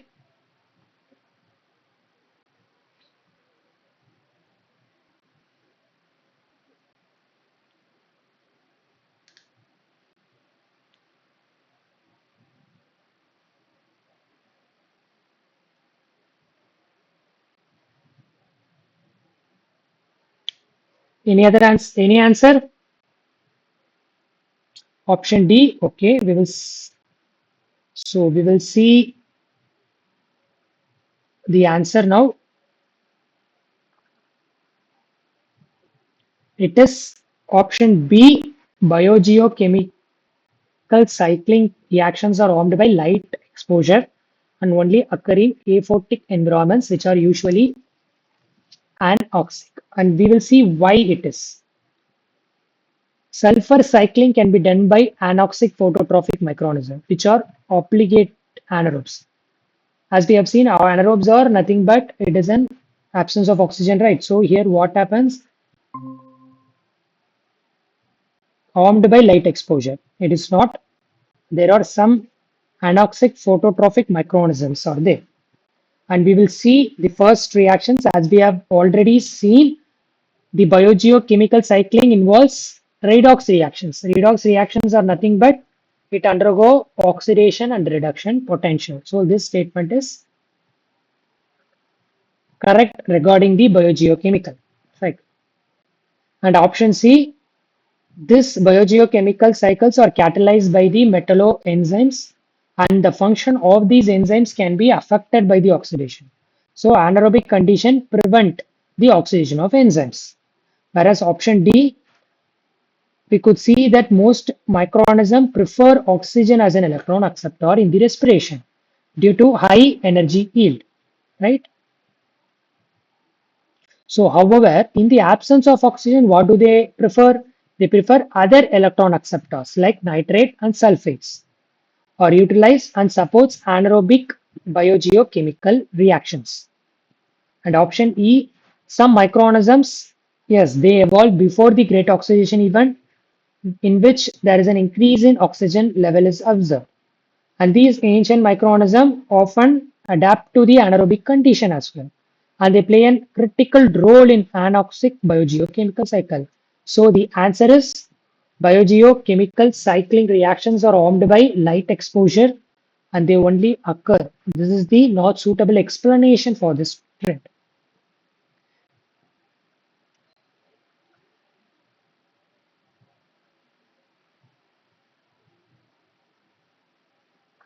So we will move on to the next question. Identify the most appropriate statement about the environmental biotechnology.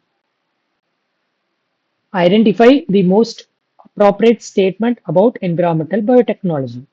Option A, environmental biotechnology is a new science. Option B, environmental microbiological process or economical to build and operate. Option C, environmental biotechnology process needs to be precisely controlled by the human operators. Option D, environmental biotechnology is only concerned with detoxification and bioremediation. And option E, environmental biotechnology provides the scientific foundation for microbial ecology. You have to find an appropriate statement about the environmental biotechnology. Among these statement, which is one suitable, more appropriate for environmental biotechnology? You can post your answers. What is the answer? Which is more appropriate about environmental biotechnology?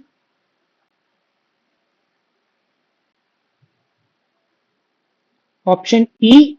Okay, environmental biotechnology provides the scientific foundation for microbial ecology. Okay.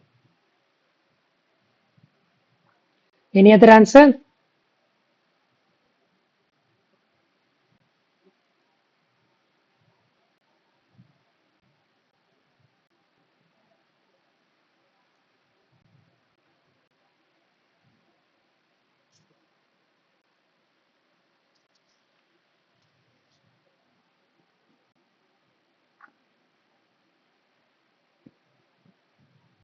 Okay. We will see the answer now.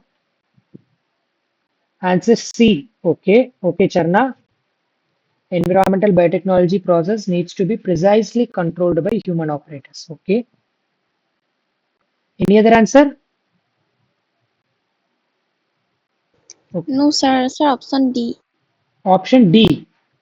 Okay. Environmental Yes, sir. biotechnology is only concerned with detoxification and bioremediation. Okay. So now we will see the answer. The answer is B, which is environmental microbiology process or economical to build and operate. Why it is so? Many environmental biotechnology processes such as bioremediation and wastewater, they use microorganisms, right? They are most cost effective than the traditional chemical processes. Why it is so? Because they use naturally occurring biological system with lower energy input. So that is why the option B is more appropriate, whereas all other options are relevant to the environmental biotechnology concept, but the more appropriate is option B. And we will see why other options are not that much relevant to the environmental biotechnology. The first one is it is a new science. That is not entirely true because it is not entirely true. Their roots are in microbiology and ecology, right? They are connected with microbiology and ecology. So it is not entirely new. And option C, they need to be precisely controlled by human operators. Not here, not all process or need human intervention. Some are self-sustaining. For example, there are techniques in bioremediation that are naturally occurring. They help in naturally remediating. So it is not always controlled by human intervention. And the option D, which is only concerned with, it is not only concerned with detoxification bioremediation, because as in the week one, if you have gone through the week one, the application of environmental biotechnology, it also focuses on renewable energy concepts as well, like that is biogas, bioenergy, and also waste management. So, so environmental biotechnology, it is not only concentrating on detoxification bioremediation, it also expands to renewable energies and waste management. That is why option D is not more relevant to this question. And environmental biotechnology provides the scientific foundation for microbial ecology. Though it wants to be more relevant, it utilizes the principles. Their principles are lying in microbial ecology, but the environmental biotechnology focuses on the practical aspects also. So it gives practical application of microbial process for environmental solution. Not only it utilizes the principle, it also deals with a practical application. So among these statement, B is more appropriate than other statement. That is why option B is correct. So, okay, we will move on to the next question. Which one of the following options describes the superbugs? And you have, if you have gone through the week three lectures, we have discussed on superbugs, and we will see which among the following options correctly describes the superbugs. Option A, insects with enhanced biodegradation potential. Option B, microorganism with enhanced biodegradation potential. Option C, genetically engineered insects with enhanced biodegradation potential. Option D, genetically engineered microorganism with enhanced biodegradation potential. Option E, isolated protoplast with enhanced biodegradation potential. So among these statements, which best suits for superbugs, and what do we call these superbugs? You can post your answers. Among these statements, which one we tell are more appropriate for superbugs?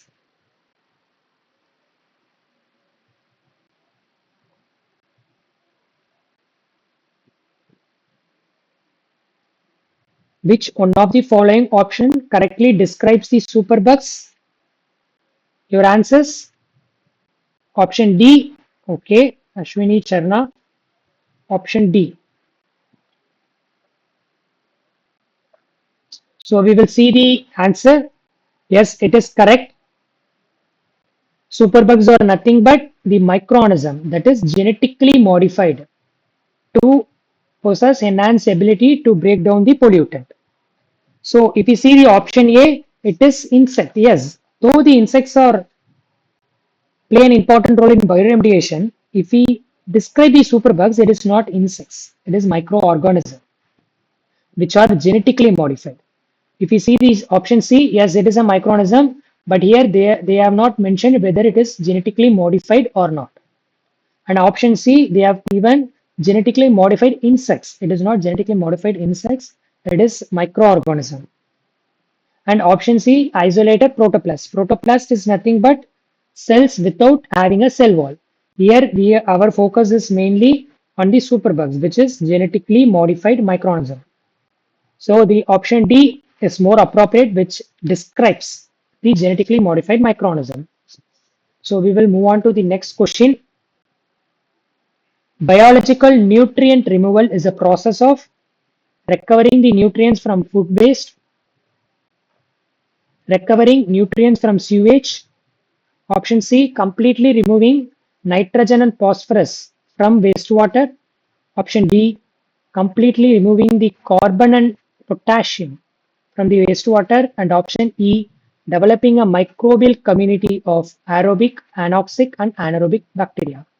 Among this statement, which is more relevant in biological nutrient removal?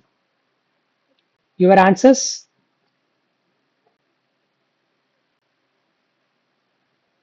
You can go through the options. Biological nutrient removal is a process of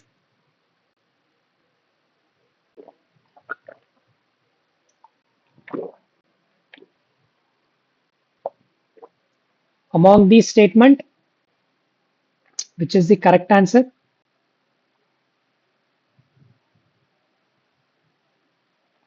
Which among these statement? Okay, option C. Any other answer?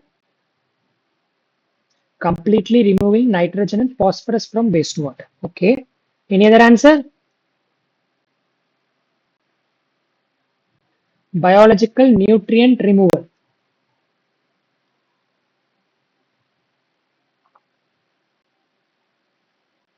Option C. Option C. Okay.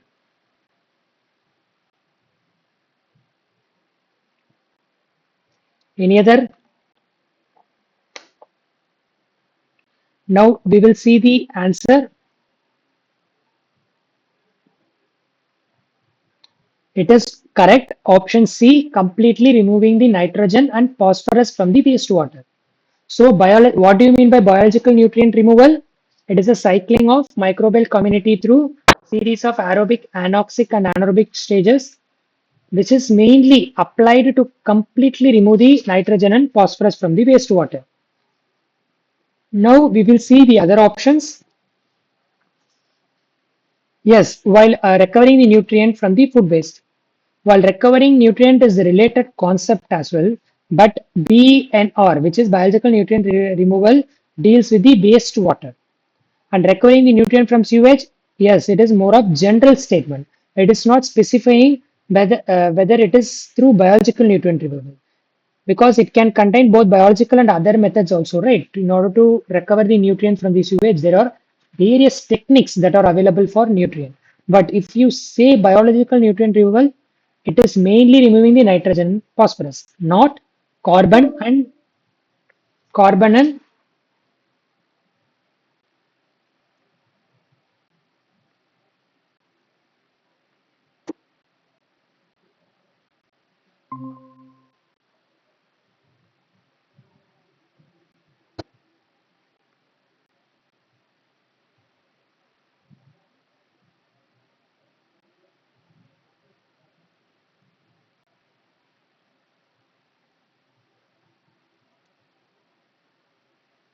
so it is not carbon and potassium. So it is nitrogen and phosphorus. So the correct answer is C. So we will move on to the next question,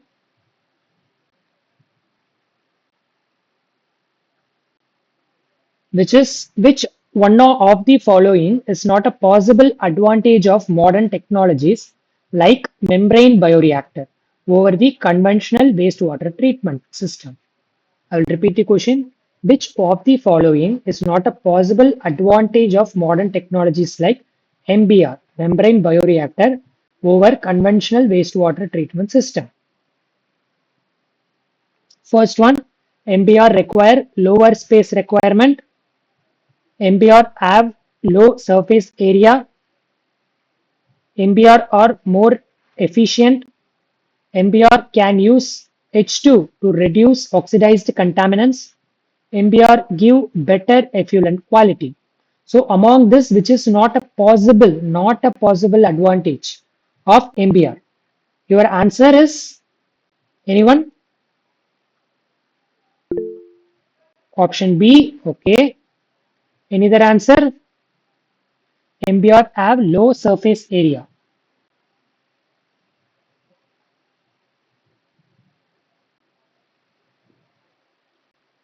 Option B. Okay. We will see the answer.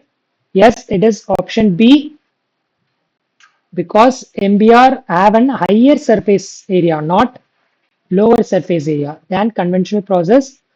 Why do we need to have an higher surface area? If you have a higher surface area, you will have a high contact area for the cells and wastewater.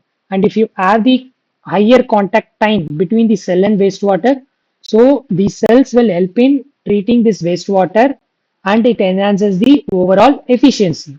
That is why this is false, because MBR have high surface area and it needs very low space requirement.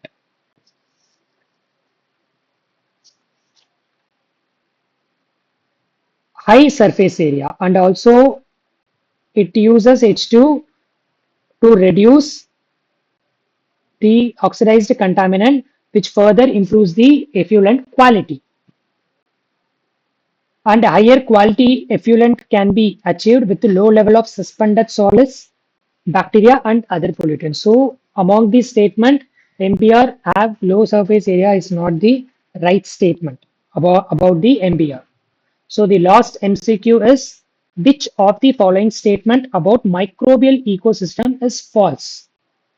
Option A, microbial ecosystem can also exist inside macroorganism like human. Option B, microbial communities behave like single multicellular organism. Option C, biogeochemical parameters drive microbial ecosystem at macro level. Option D, single cells cannot be ecological units. And option E, metacommunities operates at centimeter to meter ranges. I will repeat the question.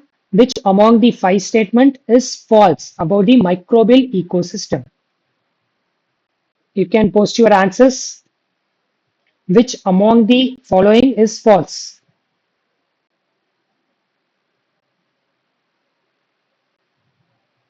Which among the following statement is false?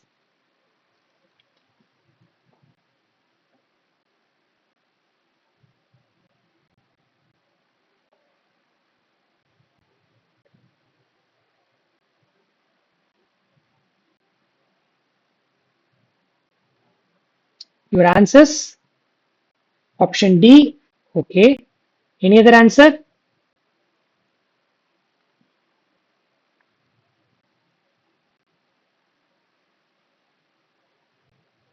Any other answer?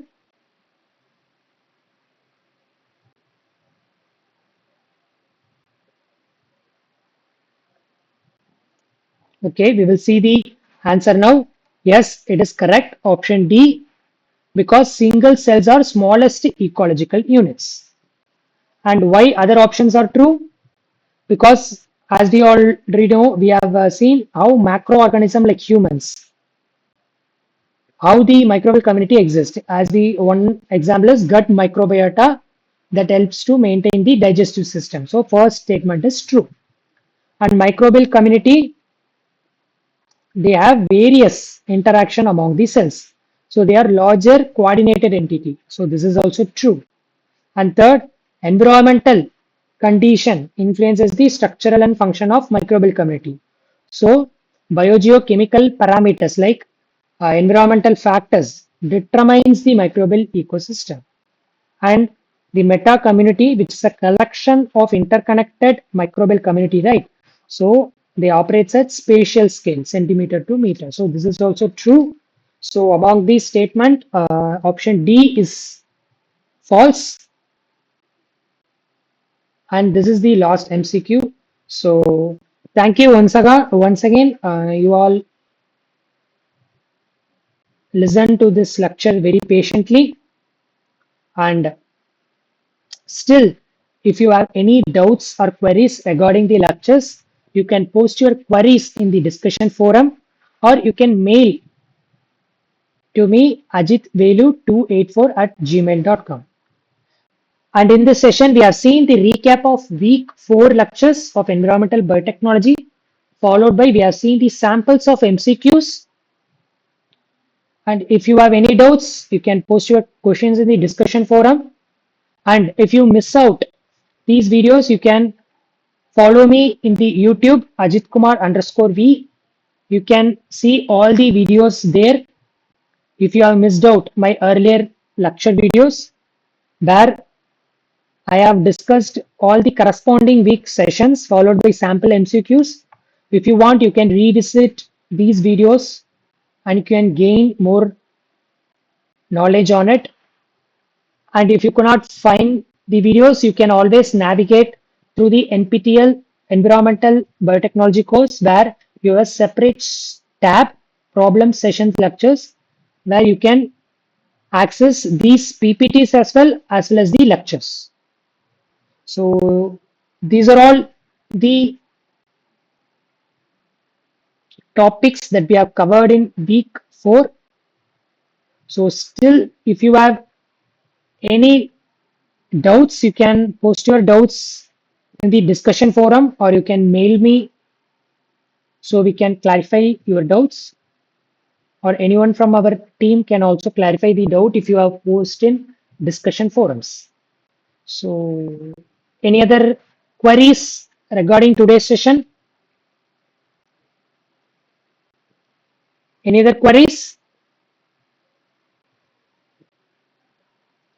So you can see these videos, these recorded videos in my YouTube channel as well, that can be accessed through NPTEL tab, where you can see problem solving sessions.